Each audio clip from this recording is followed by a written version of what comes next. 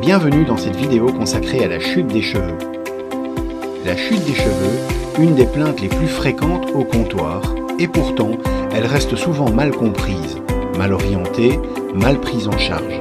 Derrière une brosse pleine de cheveux peut se cacher un effluvium télogène, une alopécie androgénétique, un médicament alopéciant ou même un surdosage en compléments alimentaires. Dans cette vidéo, on passe en revue 5 cas cliniques réels pour vous donner les bons réflexes à l'officine. Un entraînement 100% officine, idéal avant un stage, un examen ou tout simplement pour affûter son raisonnement clinique au quotidien. Premier cas clinique, effluvium télogène, délai d'apparition. Madame Durand, 45 ans, vient vous voir au comptoir pour une chute de cheveux brutale et diffuse. Elle a vécu un épisode de forte grippe il y a 2 mois et demi. Quel est le délai classique d'apparition de l'effluvium télogène après un événement déclenchant? A. La chute commence immédiatement après l'événement, dans les 48 à 72 heures, car le stress bloque instantanément la phase de croissance du cheveu. B. La chute se manifeste environ 3 mois après un événement stressant ou traumatique, car le cycle pilaire dérégulé entraîne une mise en phase télogène simultanée d'un grand nombre de follicules. C. La chute apparaît dans les 6 à 12 mois suivant l'événement, car les follicules pilaires entrent progressivement en phase catogène avant la chute. La bonne réponse est B. Pourquoi B est-elle correcte? La chute capillaire qualifiée d'aiguë dans l'effluvium télogène n'est pas immédiate. Elle survient avec un délai d'environ 3 mois après l'événement stressant ou traumatique déclenchant. Ce décalage s'explique par un dérèglement synchronisé du cycle pilaire. Sous l'effet du stress, près de 30% des follicules pileux basculent prématurément en phase télogène, contre environ 15% en conditions normales. Ce passage massif et simultané en phase de repos aboutit, quelques semaines plus tard, à une chute brutale et diffuse qui reflète fidèlement l'ampleur du dérèglement initial. Pourquoi A est-elle fausse? L'effluvium télogène n'est jamais immédiat. Le cheveu en phase de croissance ne tombe pas dans les heures suivant un stress. Il doit d'abord traverser la phase catagène avant d'être éjecté en phase télogène. Une chute immédiate orienterait plutôt vers un effluvium anagène ou une alopécie d'une autre nature. Pourquoi C est-elle fausse? Un délai de 6 à 12 mois est trop long pour un effluvium télogène aigu. Ce délai plus tardif pourrait correspondre à certaines hormonothérapies, anastrozole, tamoxifène, qui provoquent une chute entre 2 mois et plusieurs années après le début du traitement, un mécanisme différent de celui de l'effluvium télogène réactionnel. Deuxième cas clinique, chute de cheveux à l'officine, facteur déclenchant. Une patiente de 31 ans consulte pour une chute diffuse brutale apparue il y a 3 semaines. Quelles questions sont préconisées concernant les facteurs déclenchants? A. Explorer les événements des 3 derniers mois. Choc émotionnel, accouchement récent, intervention chirurgicale, régime restrictif, prise de nouveaux médicaments, pathologie récente, mais aussi les signes de fatigue inhabituels, les pertes menstruelles abondantes et d'éventuels troubles hormonaux, thyroïde, cycle irrégulier. B.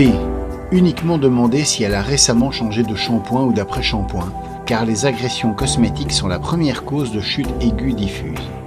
C. Demander uniquement si elle a une pathologie chronique connue, car seules les maladies systémiques provoquent une chute aiguë diffuse. La bonne réponse est A.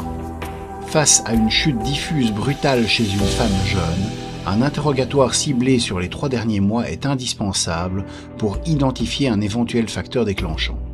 Les questions à explorer systématiquement incluent un choc émotionnel ou événement de vie marquant, un accouchement récent, une intervention chirurgicale, un régime alimentaire restrictif, la prise de nouveaux médicaments, une pathologie intercurrente. Il convient également de rechercher des signes évocateurs d'un déséquilibre sous-jacent. Fatigue inhabituelle, perte menstruelle abondante, troubles thyroïdiens ou irrégularité des cycles hormonaux, autant d'éléments qui peuvent entretenir ou déclencher un effluvium télogène. Pourquoi B est-elle fausse? Les agressions cosmétiques, shampoing inadapté, coloration répétée, appareils chauffants, peuvent fragiliser la fibre capillaire, mais elles ne sont pas des facteurs déclenchants d'une chute aiguë diffuse. Les limiter à cette seule piste réduirait considérablement la pertinence de l'interrogatoire et ferait passer à côté de causes bien plus fréquentes et cliniquement significatives comme le stress, les carences ou les déséquilibres hormonaux. Pourquoi C est-elle fausse ? Restreindre la recherche aux seules pathologies chroniques connues est nettement insuffisant dans ce contexte. Les causes les plus fréquentes d'effluvium télogène sont précisément des événements ponctuels et récents, stress intense, perte de poids rapide, hémorragie, prise médicamenteuse, qui échappent à toute classification de maladies chroniques et ne sont révélées que par un interrogatoire ouvert. Troisième cas clinique, effluvium télogène chronique, durée et prise en charge. Garance vous consulte pour une chute de cheveux diffuse installée depuis 7 mois, sans facteur déclenchant clairement identifiable. Le cuir chevelu est normal. Que faites-vous ? A. Vous diagnostiquez un effluvium télogène chronique, lui recommandez un complément alimentaire à base de biotine pour 3 mois et la renvoyez en fin de traitement sans orientation médicale. B. Vous suspectez un effluvium télogène chronique d'une durée supérieure à 6 mois, mais l'absence de cause identifiable impose d'éliminer les causes sous-jacentes. Vous orientez vers un médecin pour un bilan, tout en pouvant dynamiser la pousse avec des conseils officinaux adaptés. C. Une chute de cheveux de plus de 6 mois sans cause identifiable est toujours une pelade en phase débutante. Vous orientez en urgence vers un dermatologue sans proposer aucun conseil à l'officine. Pourquoi B est-elle vraie ? L'effluvium télogène se résout généralement de façon spontanée en 3 à 6 mois.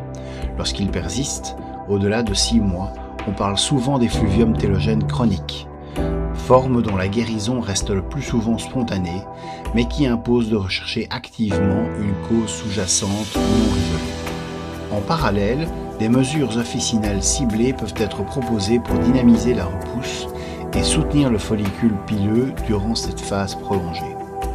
Pourquoi A est-elle fausse ?